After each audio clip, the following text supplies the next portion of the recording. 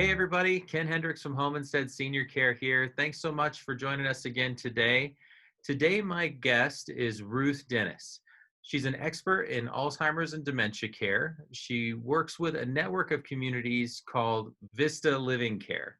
They pride themselves on being committed to changing the culture of care with respect, passion, creativity, empathy, joy, and integrity. They've described their communities as being traditional in values, but non-traditional in approach. I've visited myself, and I have to say they do a terrific job when it comes to caring for and honoring those who have been entrusted to their care. Ruth is also an author. February of last year saw the release of her co-authored book, Mindful Dementia Care, Lost and Found in the Alzheimer's Forest.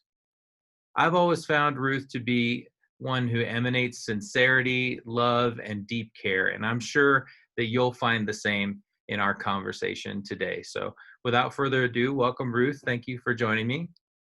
Thanks. It's an honor. It's good to be here. So for the folks who are less familiar, can you tell us a little bit about Vista Living Care? What sets you all apart, and what's your role with the organization like? We started about 20 years ago, a little more than 20 years ago. Sierra Vista, our program in Santa Fe, was the first Eden Alternative registered program in New Mexico. And what the Eden Alternative is it's kind of an honor society for not just long-term care, but also home health and development, about changing the way our culture deals with aging and deals with people who have special needs, people who need help. And it's about honoring people's humanity. And all three of our programs do that. We have two sister programs, Arbors down in Las Cruces, also registered with the Eden Alternative. And they have an open art studio, goats, chickens. Sierra has bunnies and chickens and a goat. And all of our programs work a lot with creativity. I just left our newest adventure, which is Vista Hermosa, and they're very small, 14 elders. We just completed a mural project with the elders there. And, it's a different way of doing things, and it's about engaging people on a more human level, on a more, you're not a patient, you're not a number, you're not a disease, you're a human being that has your quirks and your identity and your ability to do really amazing stuff. And That's great. alive. Yeah, that's really where I felt like the word, honor was what I see in how you all in your model, honor each person that you're entrusted with caring for. I thought that was an appropriate word for it. And so I'd love to talk about that video you shared with me recently. It was called Art Saves Lives, and it was about how during this time in social distancing, you all have been continuing with your amazing use of art projects as a means to connect with folks at a deeper level and even help, do therapy with people, help them to sort through personal problems and grief and draw them out, even from, behind the veneer of dementia or Alzheimer's disease. Can you tell us some more about how you're doing those types of things, and maybe even share like a success story or two? In a lot of different ways. We just completed a mural, and part of the video that I sent you on YouTube is about the mural process. And a group of 7 elders worked on a 4-foot by 8-foot mural and completed it in like 3 weeks. And working together, doing different parts of it at different times.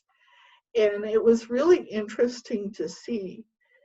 It's always really interesting to see art with elders, because a lot of what we talk about, especially right now with COVID, is people being lonely, people being isolated, people not having meaning. And that mural was like a 3-week conversation, Mhm. and a pretty intense conversation.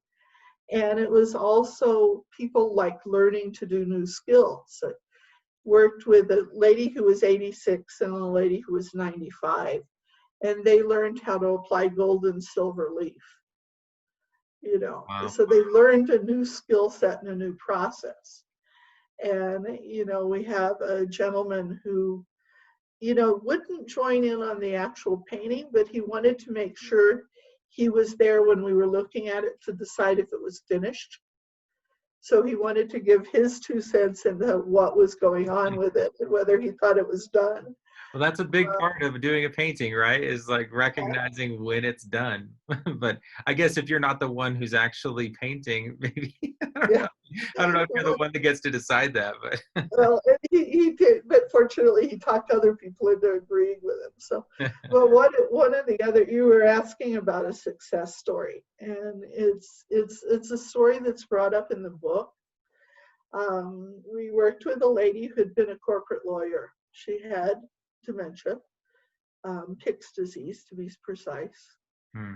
and it affected her verbal skills. She had made her living being probably one of the most articulate women on the planet, and was losing the ability to talk and to make sense of it. And she started sketching in little sketchbooks, and became really obsessed with it. And these really ornate, deep drawings and they were kind of a novel. She had faces in them. She had spirals and colors and literally probably hundreds and hundreds of pages of drawings Wow. over a 6 month period. And we had to like be very structured with her and help her structure it, because she would get so obsessed she would draw on the sheets and the pillowcases Oh my goodness. and the walls. And I learned that Sharpies don't come off walls very easily. But it allowed her to kind of create and express things and to redefine her identity. She was finding a new way to speak. It was, That's amazing. and she described herself as an artist during the last part of her life, which was a really, really neat thing to witness. So that was a new thing that she began to describe herself in that way.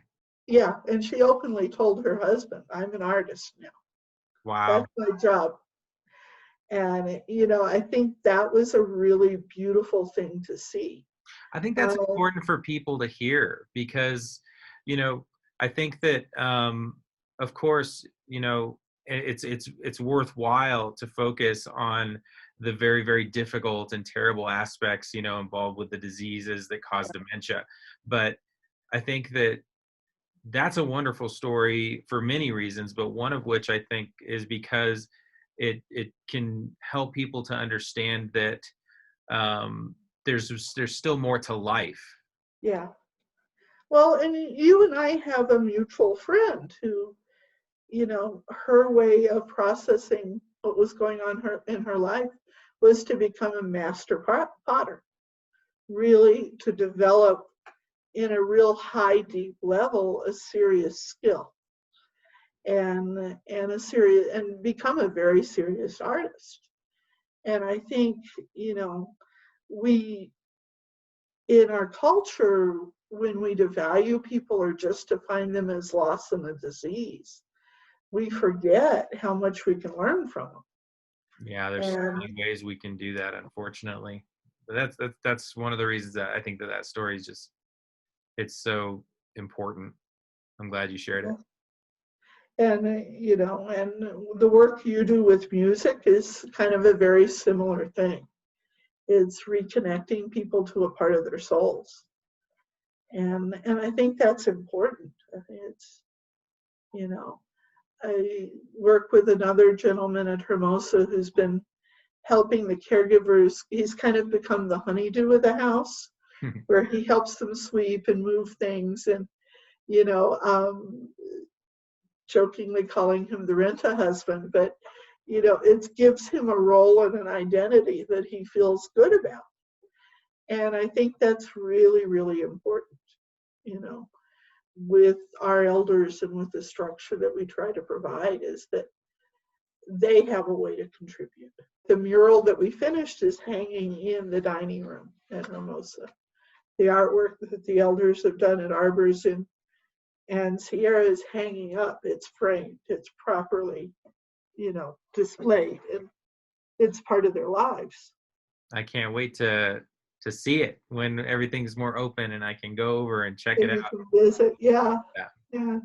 So speaking of the art projects and the ways that you incorporate that into the care that you all provide, are there any recommendations that you would offer about how caregivers might implement the use of art projects and things of that sort with their care routine at home, and how they might gauge its helpfulness and usefulness with their loved ones? I think something as simple as the lady who started keeping sketch pads, and she would keep good drawing pencils and some watercolors and sketch pads, and she would just draw on a pad every day. We worked with a lady who was struggling with words, another lady, and what we would do when her daughter visited is we would set out a good set of the Sharpie markers Mm-hmm. and a nice piece of paper, and they would start doodling together and they would draw together. And it became a way for them to converse that didn't feel awkward. That's great.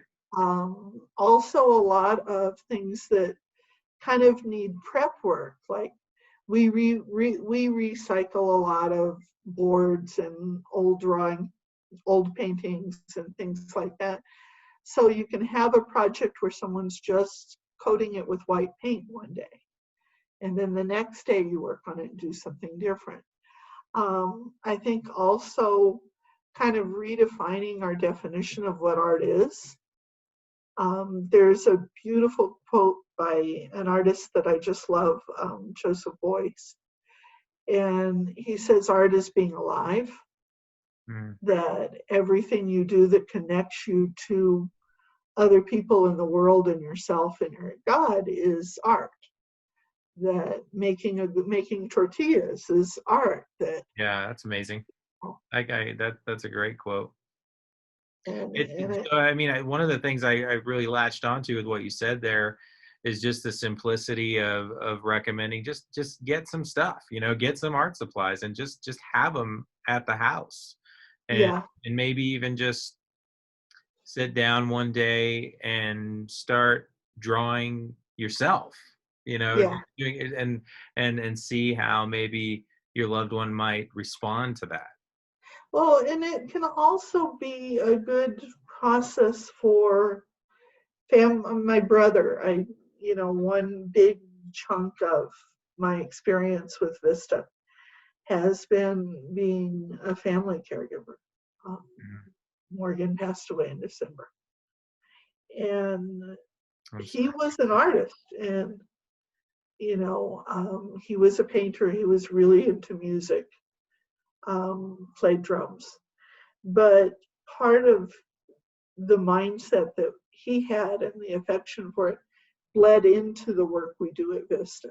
And just that appreciation of an identity that goes beyond being a person, in his case with Down syndrome, or in the elders I work with, someone with dementia who's old. That in addition to that, I'm, a painter or a poet or a cook or so we all define ourselves in some sense by what we do. Yeah. I'm a teacher. When they ask you who are you, I'm Ken. I do community. I work for Home Instead. I'm Ruth. I work for Vista Living. I do education.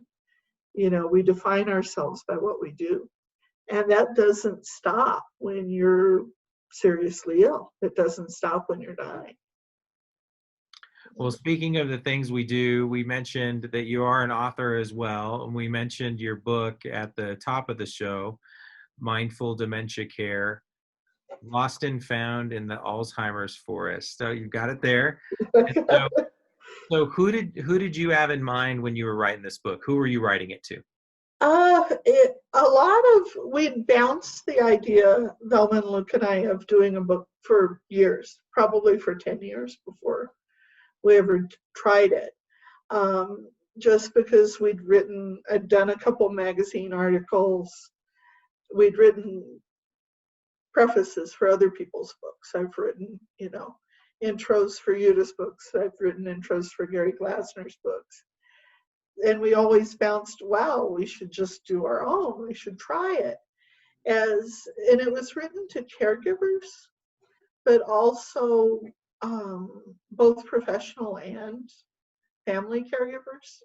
Mm-hmm. A lot of the book is kind of a meditation on dementia and a meditation on caregiving, and just the stories that you come across over the years. And you come across some really, and you with home health, probably the same thing, just amazing stories of how people cope and grow and change, and how they face a process that, that is kind of a one-way ticket. I mean, if you have Alzheimer's, if you need palliative care, you're facing a battle that you may not win. You probably won't win. Yeah. But in the process, there are these amazing, beautiful, heroic things that come up. And there's also a sense that families need to know that they're not alone out there, that there are people that really care, and that there are people that love this and love what they do. Mm-hmm. I remember last year when we were doing the Rethinking Dementia conference at Southwestern, in one of the panels and the groups where we were talking, I would love to tell every professional caregiver and every family caregiver, right away, you're going to screw something up at some point. Get over it now and let it go. Because every aspect of life, that's true.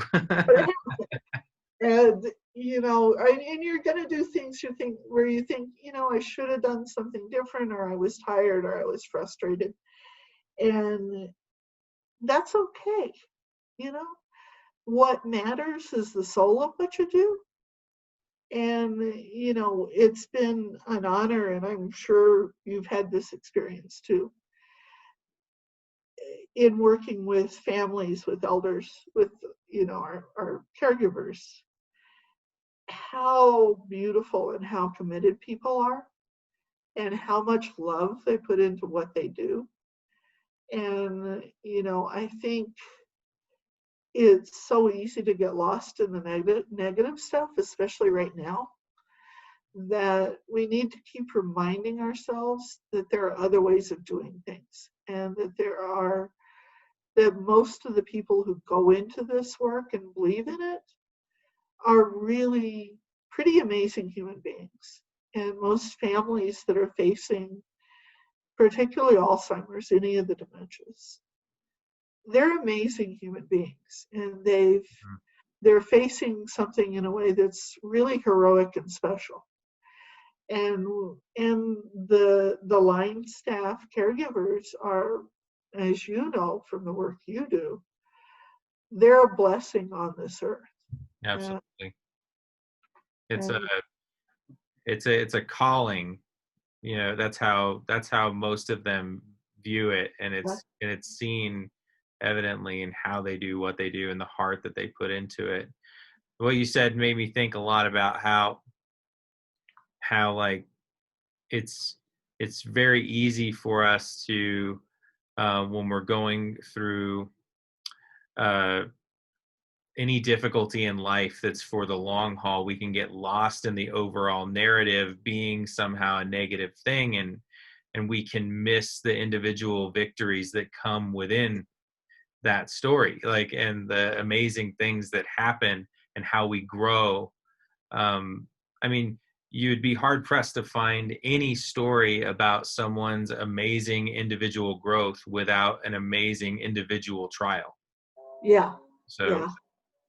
And, there's something for all the losses and the things around dementia or around any process that's a dying process. There are also these freedoms and these moments of kind of grace and beauty. And, I remember, and this was about 3 days before my brother passed away. We had missed Thanksgiving. And so we decided to go to lunch and pick the place down. Morgan loved food. He picked La Boca. He really had good taste in food. And we ended up sitting down in this restaurant, and this older couple sat in the table next to us. This is a pre-COVID story. And we got to talking, and her husband obviously had dementia, hmm. you know. And she and I got to chatting, and he and Morgan, and we all chatted, and we ended up passing dessert back and forth to each other and trying different things. And we spent about 3 hours eating this meal. Wow. Between the four of us, and had never met each other before in our lives. And it was like this little piece of time that was grace. And at Sierra, at Hermosa, at Arbors, I can think of so many times that are those kind of times, that are those kind of moments where, someone's, we had a lady talking to her daughter on Skype the other day, and she would reach out and touch her daughter's face on the Oh screen, my goodness. and they would laugh and they would talk. And it was like this little moment in time that was just absolutely perfect. I think of an afternoon at Sierra, this has been a few years back, where we had this art therapy intern from Southwestern who played guitar. So he had some ladies drawing, and he was strumming his guitar, and two of the ladies were with the activities director making cookies in the kitchen, and it smelled like cinnamon. And one of the elders had a little dog, and the little dog was sitting in his lap, and he was sitting next to his best friend, and they were holding hands and petting the dog. And it was like this little moment, and it was starting to snow, and it was just this kind of quiet, cloudy day, which with Alzheimer's is supposed to be awful. That was a quiet, cloudy afternoon that was absolutely perfect. And what we try to do is build those moments on top of each other and on top of each other. I have a gentleman at Hermosa with pretty advanced dementia, and he's learning Spanish, and he's actually, the medical books would not be able to define how this is happening, how someone without short-term memory is actually learning another language. That's amazing. Where he can say complete sentences in Spanish. He can get a meal, find pants and shoes, flirt with somebody and ask for coffee and ask where the bathroom is and how to get down the street. And he never spoke a word of Spanish before he moved to Hermosa a year ago. So there's potential to learn and grow in all parts of this process. The thing that I find that's a beautiful thread in what we're talking about here, and even in the title of your book, is that, I kept thinking of the word mindful as you were describing these individual moments that you noticed, because I think that's the big thing that comes to my mind when I think of what mindfulness would mean. Yeah. That you have the ability, that you put some sort of practice within your day-to-day life that will help you to notice the beauty when it happens, so that you don't miss it. Yeah. And I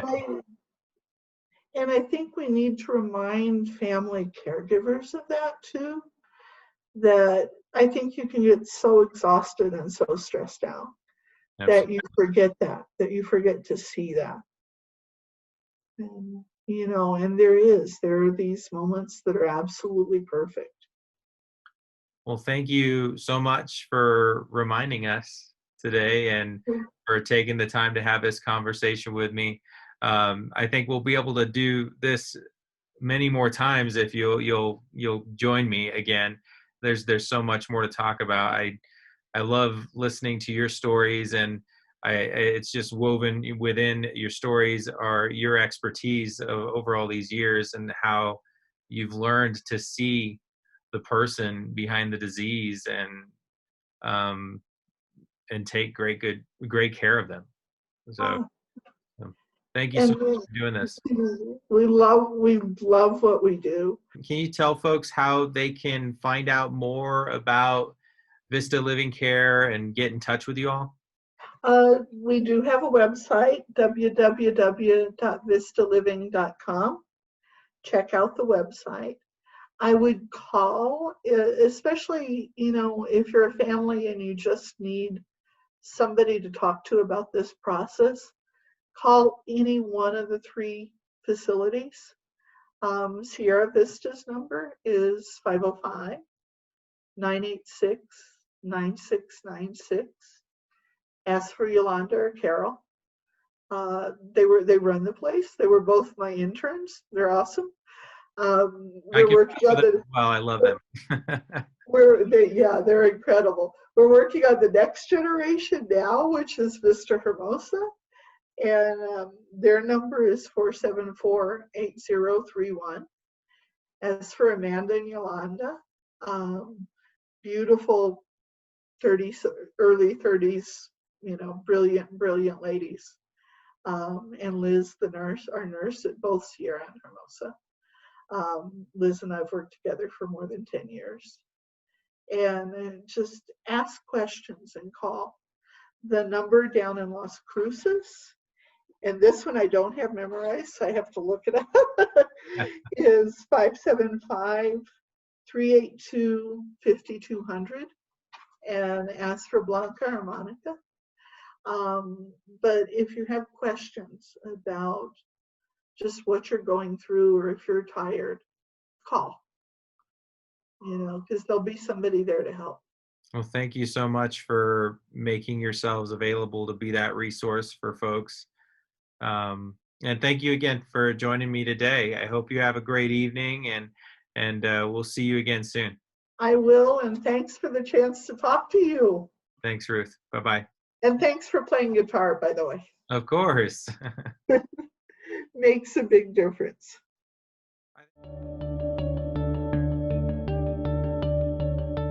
For over 25 years, Home Instead has helped seniors stay home. Now, staying home isn't just staying in the place they love. It's staying safe. Home Instead. To us, it's personal.